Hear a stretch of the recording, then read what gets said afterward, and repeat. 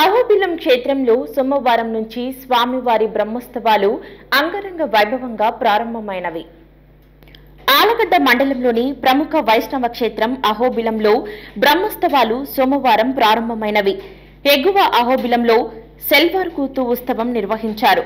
మంగళవారం సాయంత్రం ఉత్సవాలకు అంకురార్పణ జరగనుంది.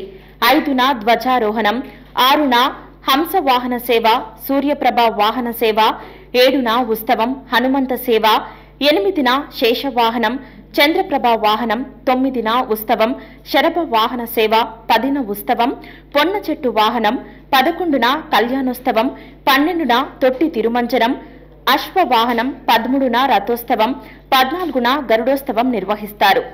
అదేవిధంగా దిగువ అహోబిలంలో 5న అంకురార్పణ, 6న ధ్వజారోహణం, 7 నుంచి 11 వరకు వాహన సేవలు, 12న కళ్యాణం, 14న రథోత్సవం, 15న గరుడోత్సవం, 16 నుంచి 18 వరకు తెప్పోత్సవం నిర్వహించనున్నారు.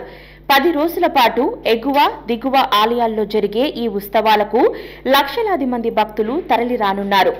ఉత్సవాల్లో స్వామివారి కళ్యాణం కనులారా వీక్షించనున్నారు. చివరి 4 రోజుల పాటు భక్తుల సంఖ్య అధికంగా ఉంటుంది. భక్తులకు ఎటువంటి ఇబ్బందులు కలగకుండా అధికారులు తగిన చర్యలు చేపట్టారు.